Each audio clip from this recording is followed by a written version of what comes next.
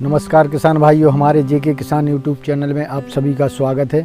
तो किसान भाइयों, अपन को पशु पालते हैं, हर किसान के पास पशु होते हैं और दुधारू होते हैं। तो उनके लिए जो कीड़ों की दवाई देनी है वो किस प्रकार से देनी है, कब देनी है, तो आज हम आपको मिलाते हैं पशुपालन विशेषज्ञ डॉक्टर अनुज कुमार गौतम जी से।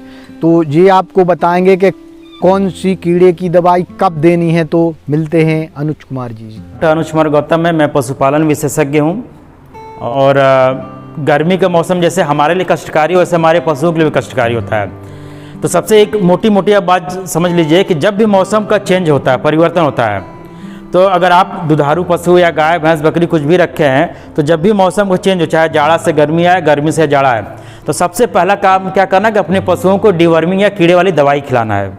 ये जरूर से करना चाहिए।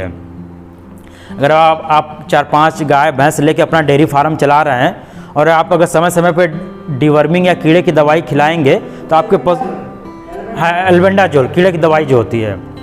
अच्छा, आप लोगों ने देखा भी होगा कि हम लोग अपने बच्चों को भी कीड़े की दवाई खिलाते हैं ना। कोई खिलाया अपने बच्चों को? तो अब आप सोचिए कि जब हमारे बच्चे इतने साफ सुथरे ढंग से रहते हैं, खाते पीते हैं, पानी पीते हैं, फिर भी उनके पेट में कीड़े पड़ जा रहा है, तो हमारे तो जानवर कहीं भी चर लेते हैं, कहीं भी पानी पी लेते हैं, तो उसके पेट में तो 100% कीड़े रहेंगे। और अगर कीड़े रहेंगे तो मान चलिए कि उसका शरीर का ग्रोथ अच्छा नहीं होगा, दूध का उत्पादन अच्छा नहीं देगा, बढ़िया नहीं देगा, क्योंकि 15 से 20% वो घटा देता है दूध का उत्पादन अगर पेट में कीड़े। तो देखिए, कीड़े की दवाई में 2 मुख्य बात है, आप जरूर से ध्यान रखिएगा। सबसे पहली बात होती है, जैसे उन्होंने पूछा कि कब, तो हर 4-4 महीने के अंतराल पे खिलाना चाहिए, क्योंकि एक कीड़े की दवाई मैक्सिमम 4 महीने तक उसका असर रहता है। तो 1 साल में 4-3 बार, मतलब कि 3 बार आपको खिलाना है।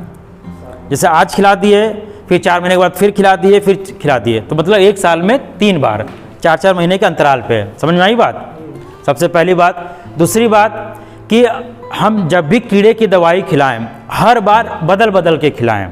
जैसे अब इन्होंने बोला कि एल्बेंडाजोल नाम लिया है, तो भाई ये नहीं कि हर बार एल्बेंडाजोल ही खिलाएं, नहीं। जैसे आपने इस बार अगर एल्बेंडाजोल खिलाया है तो अगली बार फेनबेंडाजोल खिलाइए, अगली बार अमितराज खिलाइए, या क्लोसाल खिलाइए, या यूरमेक्टिन खिलाइए। मतलब हर बार बदल बदल के खिलाना है। प्रेग्नेंट है तो उस कंडीशन में कोई भी कीड़े की दवाई नहीं खिलाएंगे, क्योंकि एक घटना घट चुका है एक किसान का, जलौन के उदाहरण में दे रहा हूँ। उसकी गाय 6 महीने की गाभिन थी, उसने कीड़े की दवाई खिला दिया, दूसरे दिन उसका बच्चा गिर गया, मर गया, एबॉर्ट हो गया। तब उसने फ़ोन किया कि सर ऐसे ऐसे, मैंने पूछा कौन सी दवाई खिलाई, तो उसने बताया। तो देखिए, कीड़े की दवाई में याद रखिएगा, अगर हमारी गाय या भैंस या बकरी गाभिन है, तो फिर आप उस केस में वही कीड़े की दवाई खिलाएंगे जिसके ऊपर, दवा के ऊपर लिखा हुआ कि ये सेफ फॉर प्रेग्नेंट, मतलब ये गाभिन गाय या भैंस या बकरी के लिए सेफ है, सुरक्षित, कोई दुष्प्रभाव नहीं पड़ेगा। तो वो दवा के ऊपर साफ साफ लिखा रहता है। जैसे फेनबेंडाजोल होता है ना, उसके ऊपर लिखा रहता है। ऐसे मार्केट में हजारों दवाइयाँ हैं, तो आप ये दुकानदार से या डॉक्टर से सलाह ले लीजिएगा कि सर ये दवा क्या सेफ़ है। तो अगर दुकानदार कहता है ये सेफ़ है, या डॉक्टर साहब बोलते हैं सेफ़ है, तो आप वही खिलाइएगा। प्रकार की वीडियो देखने के लिए हमारे चैनल को सब्सक्राइब जरूर कर लीजिएगा।